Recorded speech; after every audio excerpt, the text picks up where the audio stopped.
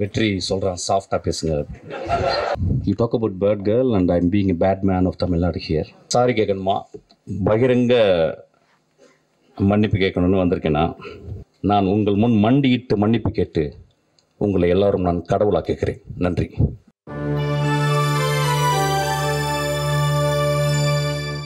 ஒரு முக்கியமான விஷயம், இன்ஸ்டாகிராம்ல எங்கனாலும் நம்ம ஃபில்டர் போட வேண்டியிருக்கு. பட் ஃபில்டர் போடாம பேசக்கூடிய ஒரு மனிதர் நிச்சயமாக மிஷ்கின் சாராக தான் இருப்பாங்க. Let's welcome Mysskin sir to share his wishes.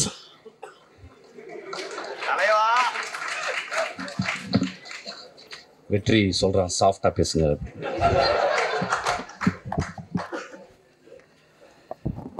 I couldn't see the movie, though you sent the movie. நேற்று வந்து suddenly Vignesh called me to do a cameo role. It took nearly ஒரு half calls it போயிடுச்சு அப்படி. So I couldn't see, sorry. I saw the trailer and it spoke volumes. You talk about Bird Girl and I'm being a bad man of Tamil Nadu here.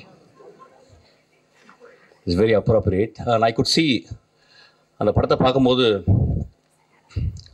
ஒரு வெற்றிமாறன் போன்ற ஒரு ஆளுமைட்டு இருந்து வந்த எல்லா assistant டைரக்டரும் வந்து ஒரு டைரக்டரோட கூடவே இருந்து ஒரு ஒர்க் ஃபோர்ஸ் மாதிரி இருந்து சினிமாவை புரிந்து கொண்டு வருவர்கள் ரொம்ப கம்மி. என்கிட்ட சில பேர் இருந்தாங்க. அந்த வருஷம் நான் எப்பயுமே பார்த்துக்கிட்டு இருக்கேன். அவ்வளோ டெடிக்கேஷன் தன் குரு மேலே. அந்த டெடிக்கேஷன் எப்படின்னு கேட்டால் வந்து சும்மா ஒரு 2 வருஷம் இருந்துட்டு ஒரு படத்தை கற்றுக்கணும் இல்லாமல் முழுக்க அந்த பெண் அந்த மனிதரை பார்த்து, குருவை பார்த்து நேசித்து, அவன் எப்படி சினிமா செய்கிறான், அவன் எப்படிப்பட்ட சினிமா செய்கிறான் பார்த்து செதுக்கி வளர்ந்த அந்த ஆளுமை இந்த படத்தினுடைய ட்ரைலரில் தெரியுது. ஆக்சுவலி அதுக்காக அவருக்கு பெரிய கரகோஷத்தை கொடுக்க நான் கேட்டேன். நான் ரொம்ப பேசலை, நான் பஞ்சாயத்தை பற்றி பேசணும் அதுக்கப்புறம். So some of the closeups I watched. நிறைய பேருக்கு க்ளோஸ்அப்ஸ் வந்து ரொம்ப கஷ்டமான டிவைஸ். மணி சார் சொல்லியிருக்கார் வந்து ஒரு 10-15 இயர்ஸ் இருந்தால் கூட director cannot understand where to keep a closeup அப்படின்றது. தெர் ஆர் பியூட்டிஃபுல் க்ளோஸ்அப்ஸ் அந்த ட்ரைலர்லாம் பார்த்தேன். ரொம்ப அழகான க்ளோஸ்அப்ஸ். அந்த பாப்பா கண்ணு ரொம்ப அழகாக இருந்துச்சு, ரொம்ப அழகாக இருந்துச்சு. அந்த படத்தை பார்க்கும்போது தெரிஞ்சுது அது வீர் அடிச்சுக்கிட்டு என்னை மாதிரி தான் நினைக்கிறேன் ஆக்சுவலாக. ஸோ நான் வாழ்த்துறேன். இந்த படம் நிச்சயமாக நல்லாயிருக்கும், எல்லாருக்கும் பிடிக்கும். இந்த மாதிரி படங்கள் தான் வரணும். அது வருஷம் எடுக்கும்பொழுது அது வந்து இப்போ நிச்சயமாக பேட் கேர்ள் வந்து ஒரு ஆண் எடுக்க முடியாது. ஒரு பேட் கேர்ள்னு ஒரு தலைப்பு வைக்கிறதுக்கே ஒரு பெரிய தைரியம் வேணும். So I wish her from my bottommost heart. இந்த படம் வந்து மிகப்பெரிய வட்டி அடைன்னு கேட்குறேன். வெற்றிமாறன் எப்பொழுதுமே அது பெரிய ஆச்சரியம். ஒரு நிறையா சம்பாதிக்கிறதுனால அவன் படம் பண்ணுறானான்னு தெரியல. ஆக்சுவலாக அசிஸ்டண்ட்டுக்கு நான்லாம் சம்பாதிக்கவே இல்லை, நிறைய படம் பண்ணிக்கிட்டே இருக்கான் அவன். ஆக்சுவலாக எனக்கு ஒரு படம் பண்ண வெற்றி. வெற்றி வந்து ரொம்ப மெக்னானிமஸ். எனக்கு வெற்றியை வந்து எனக்கு அவ்வளவு காலங்கள் தெரியும். இன்றைக்கி கூட வெற்றி வந்து நீங்கள் வரணும்னு கால்லேருந்து ஃபோன் பண்ணிகிட்டே இருக்கான். ஆக்சுவலாக வெற்றி ரொம்ப தேங்க்ஸ். வெற்றி வந்து ஒரு எக்ஸ்ட்ரானரி ஹியூமன் பீயிங். நிறைய பேருக்கு தெரியாது. நான் வந்து அந்த மேடையில் பேசும்போது சிரிச்சுக்கிட்டே இருந்த வெற்றி ஒரு டைமில் திடீர்னு ரொம்ப அமைதியாகி மூஞ்சில் கை வச்சு தான். அதெல்லாம் நினச்சாங்க அவன் மூஞ்சி சொல்லிச்சின்னு இல்லை, வெற்றி என் மேலே இருந்த ஒரு கம்பேஷனில் he felt very bad actually. அதுக்காக வெற்றிக்கு ஒரு கிளாப் பண்ணணும்னு நினைக்கிறேன். ஆக்சுவலாக Vetri is very sensitive. Okay, coming back. Sorry கேட்கணுமா, பகிரங்க மன்னிப்பு கேட்கணும்னு வந்திருக்கேன்னா, நண்பர்கள் தானே. சரி, okay. I'm going to take little time, Betty. Don't mistake me. Don't stop me. Actually, I think I should also speak from my heart and my pedestal. முதலாவதாக நான் நன்றி சொல்வது எனக்கு மிகவும் பிடித்தான பாடலாசிரியர், எழுத்தாளர், சிறந்த பெண்மணி தாமரைக்கு. தாமரை என்னை விமர்சித்து பேசியிருந்தாங்க. அதில் வந்து ஒரு வார்த்தை சொல்லியிருந்தாங்க. அவங்கள்ட்ட முதல்ல நான் வந்து மன்னிப்பு கேட்குறேன். ஆனால் ஒரு விஷயம் சொல்லியிருந்தாங்க, வெற்றி என்னை இப்படி பேச வைத்துச்சுன்னு. 18 வருஷம் போராடி கொண்டே இருக்கிறேன் என் தாமரை சகோதரி அவர்களே. ஒவ்வொரு நாளும் பௌத்தனுடைய 10 நிமிடம் உன் மரணத்தை பற்றி நீ தியானி அப்படின்றாங்க. என் மரணத்தை பற்றி தியானித்து கொண்டே இருக்கிறேன். வெற்றி என் தலைமையில் இருந்தால் இந்நேரம் நான் பெரிய ஆளுக்கெல்லாம் படம் பண்ணியிருக்கோம். அதனால் மன்னிப்பு கேட்டுக்கிறேன். ரெண்டாவது, எனக்கு ரொம்ப பிடிச்ச மிகச்சிறந்த ஆளுமை லெனின் பாரதி. அவன் என்னை விமர்சிச்சிருந்தான். அது வந்து தத்துவ ரீதியான விமர்சனம். அவனுக்கும் என்னுடைய ஆழ்ந்த வருத்தத்தை மன்னிப்பையும் சொல்கிறேன். அதுக்கப்புறம் ஒரு ஆக்டர், அவர் பேர் வெட்டி, அவர் பேர் அருள்தாஸ். அவர் ரொம்ப எனக்கு பிடிக்கும். அவர் மூஞ்சியை பார்க்கும்போது ஒரு பழைய தமிழ் உள்ளே இருக்கும், ரொம்ப கருணை இருக்கும் ஒரு முகத்தில். அவர் கூட ரொம்ப நாள் ஒர்க் பண்ண நினச்சேன். அவர் ஒரு 3 நாள் வந்து ரொம்ப கஷ்டப்பட்டு பெரிய பிரபலமாகவே ஆகிட்டார், என்னை திட்டி ஆக்சுவலி. அவருக்கு என் மன்னிப்பை தெரிவித்துக் கொள்கிறேன். அதுக்கப்புறம் சசி அண்ணா என்னை கூப்பிட்டு வந்து நேற்று நைட் இரவு கூப்பிட்டாரு. உன்னை ஏன்டா நான் அடக்கலைன்னு சொன்னார். அந்த அன்புக்கு நன்றி, அவரோட மன்னிப்பு கேட்குறேன். லட்சுமி ராமகிருஷ்ணன் என்ற ஒரு 3 நாளாக பேசிட்டே இருக்காங்க, நான் பேசவே இல்லை. எனக்கு என்ன பேசுவாங்கன்னு தெரியும், என் தாய் போல். அவங்களுக்கும் நான் மன்னிப்பு கேட்குறேன். அதுக்கப்புறம் எனக்கு மிகச்சிறந்த படத்தை கொடுத்து என் தந்தை போல் இயங்கிக் கொண்டிருக்கும் திரு தானு அவர்கள். அந்த படத்தை எடுத்துருக்கும்போது இந்த மாதிரி ஒரு கான்ட்ரவர்சி பண்ணும்போது ஒரு ப்ரொடியூசர் அவருக்கு பாதிக்கும். முதல்ல அவருக்கு நான் என்னுடைய வருத்தத்தையும் மன்னிப்பையும் நான் கேட்டுக்கிறேன். அதுக்கப்புறம் வந்து என் மேலே செருப்பு எரியணும்னு சொன்ன ஒரு நண்பர், அவர் தயவுசெய்து 2 செருப்பாருங்க, அது 8ஆம் நம்பர் எறிங்க, என் காலுக்கு அதான் சைஸு. அவருக்கும் என்னுடைய வருத்தத்தையும் என்னுடைய மன்னிப்பையும் நான் கேட்டுக்கிறேன். இன்னொரு மனிதர் 18 வருஷமாக என்னை திட்டிக்கிட்டே இருக்கார். இன்னும் நான் 10 வருஷம் படம் பண்ணால் இன்னும் திட்டுவார். அவருக்கும் என்னை மன்னிப்பை நான் கேட்டுக்கிறேன். இப்போ நான் பேசலாமா? ஓகே.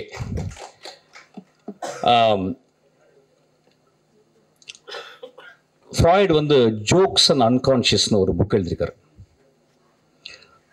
ஜோக்கு சொல்லும்போது, ஒரு நகைச்சுவை சொல்லும்போது, அதை ரிசீவ் பண்ணுறவங்க, அதை வாங்குறவங்க, சிரிக்கிறவங்க ஆள் மனத்தில் இருந்து தான் சிரிக்கிறாங்க. They never react from their conscious. ஒரு ஜோக்கினுடைய இயல்பு. அன்றைக்கி மேடையில் அதுதான் நடந்துச்சு.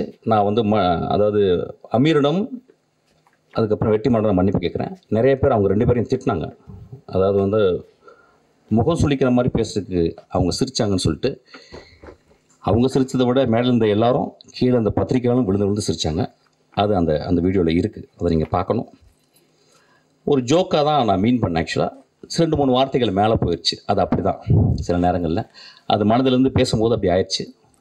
அதுக்காக நான் வந்து மன்னிப்பு கேட்டுக்கிறேன். ஆனால் joke is meant to be a joke. அது வந்து யாரையும் நான் அந்த இடத்துல வந்து ஒரு பர்டிகுலரான ஒரு பர்சனை நான் விமர்சிக்கிறவே இல்லை, ஒரு பர்டிகுலரான ஒரு மனிதனை தாக்கணும்னு எண்ணமே என்றதே இல்லை.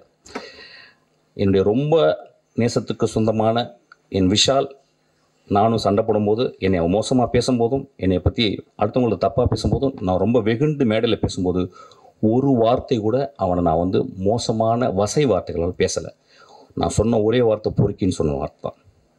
எனக்கு அந்த வார்த்தையை சொல்லி அளந்து தான் சொன்னேன். நண்பர்களே,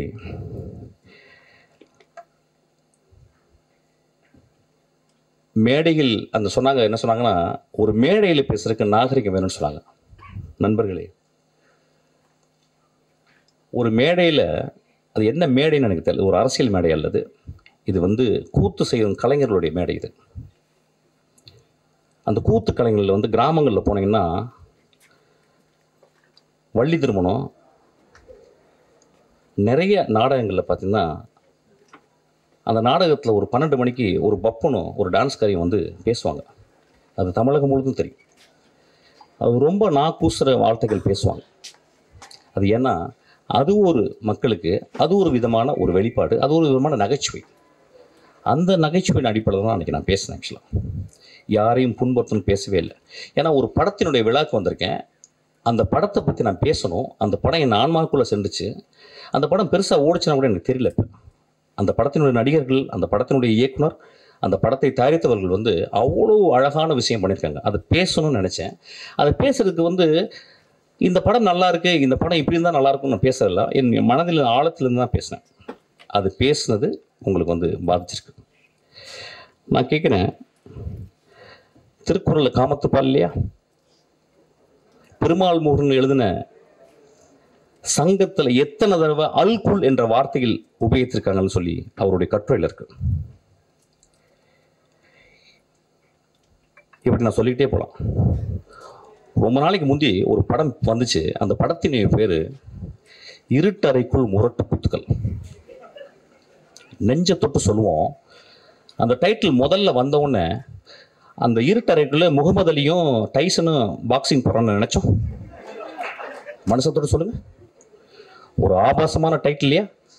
வித் டியூ ரெஸ்பெக்ட் அந்த டைரக்டரையும் அந்த ப்ரொடியூசரையும் பற்றி நான் பேசலை, ஒரு எக்ஸாம்பிள் சொல்கிறேன். அப்போ அந்த படத்தை பார்த்து அதுக்குள்ளே 2 பேரும் பாக்ஸிங் போட போகிறாங்கன்னு படம் போன பிறகு அதே மாதிரி பாக்ஸிங்காக படத்தில் இருந்துச்சு. இப்போ இந்த 10 வருடங்களில் வந்த மோசமான விரச காட்சிகளை கொண்ட படம் இல்லையாவது. அப்போ என் நண்பர்கள் அந்த படத்தை பற்றி யாரோ விமர்சிச்சாங்களா? என் தம்பி விஜய் சேதுபதி, என் தம்பி தியாகராஜன் குமார் ராஜா ஒரு படம் எடுக்கிறான். அந்த படத்தினுடைய முதல் ட்ரைலரில் தம்பி பேசிகிட்டே வந்து கடைசி வார்த்தை அது வேணாம், இது இல்லை, அது இல்லை, அதுன்னு சொல்லி கடைசியில் ஒரு வார்த்தை சொன்னோம் பார்த்தீங்களா? அந்த வார்த்தை கெட்ட வார்த்தை இல்லையா? அன்றைக்கி நண்பர்கள் சும்மா இருந்தீங்களா? எல்லாரும் பார்க்குறாங்கல்ல. 3 நாட்கள் என்ன கிட்டத்தட்ட 500 பேர் எனக்கு ஃபோன் பண்ணாங்க. நண்பர்களே, பெண்கள் ஃபோன் பண்ணாங்க நிறைய பேர். பத்திரமா இருங்க அப்படின்னாங்க. ஐயா, என்னை பற்றி நீங்கள் சொல்லணும்னா என்னுடைய படங்களை பார்த்து சொல்லணும். என்னை பற்றி சொல்லணும்னா வெற்றிமாறன் இன்னைக்கு அழைச்சிருக்கான்ல, அவன்கிட்ட கேளுங்க. என்னை பற்றி உங்களுக்கு தெரியும்னா என் தந்தை போல் ஒருத்தர் உட்காந்துருக்காரு பாருங்க, அவர்கிட்ட கேளுங்க.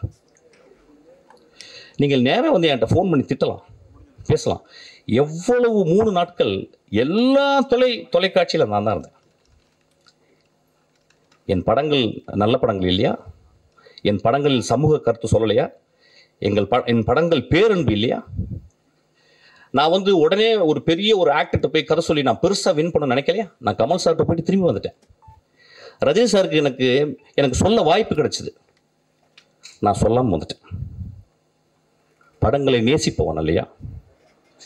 படங்களையும் மனிதர்களையும் மனித இனங்களையும் பிராணிகளையும் இயற்கையும் நேசிப்பவன் ஐயா நான்.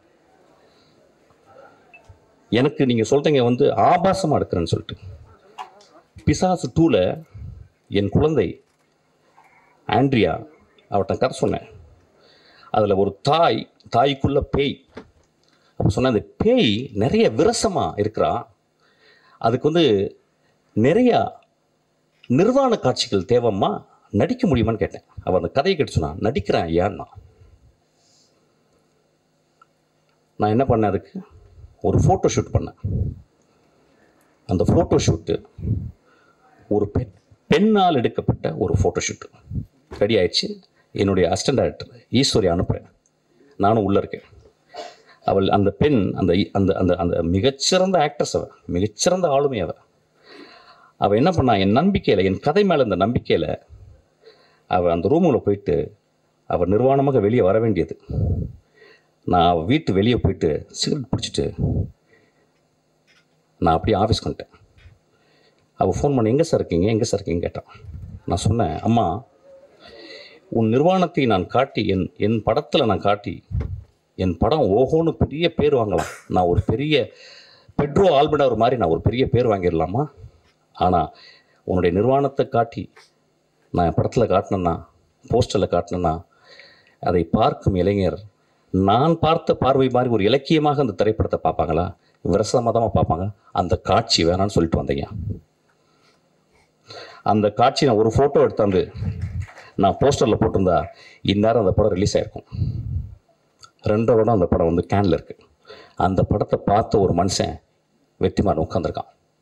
அதை பார்த்துட்டு சாயங்காலம் எனக்கு ஒரு மெசேஜ் பண்ணால், இந்த இரவு முழுதும் என்னால் பேச முடியாது, நான் காலையில் போன்றேன் மெஸ்கேன் அப்படின்னு சொன்னான். அந்த குழந்தைக்கு, அந்த ஆண்ட்ரியா, ஒரு மிகப்பெரிய அவார்டு இன்டர்நேஷ்னல் லெவலில் அவளுக்கு ரெக்கக்னிஷன் கிடச்சிருக்கும். அந்த படம் ஓடாமல் இருக்குது.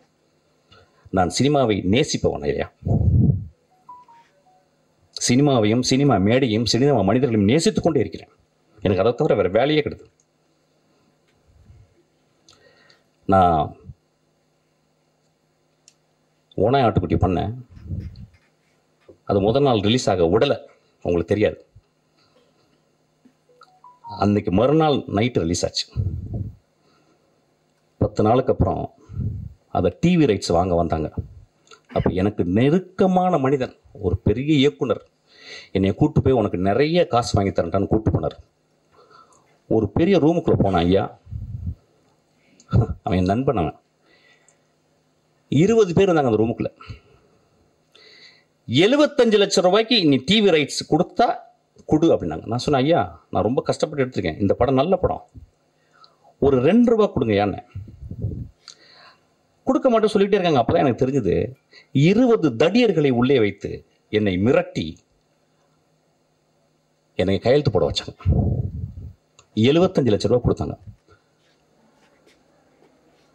அந்த திரைப்படம் அந்த சேனலில் இது வரைக்கும் 80 வாட்டி ரிலீஸ் ஆயிருக்கு.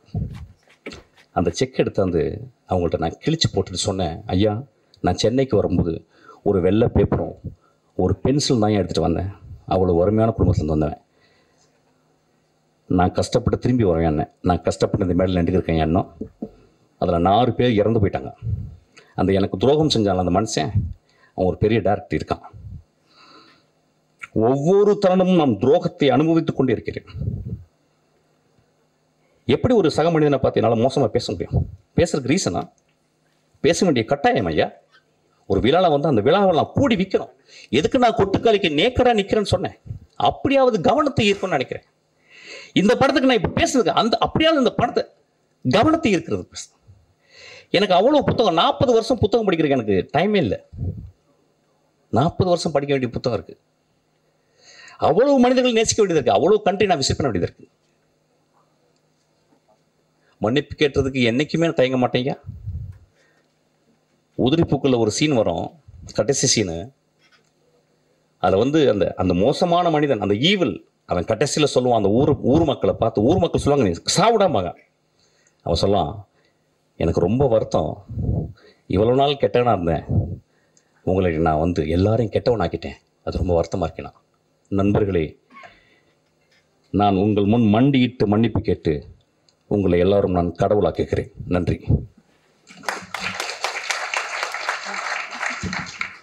Thank you so much sir. Soul stirring movies போல் அது வந்து ஒரு soul stirring speech, and thank you. அடுத்ததாக நான் ஏற்கனவே சொன்ன மாதிரி ஆர் வெரி ஓன் அப்படி தான் அவங்கள சொல்லணும்.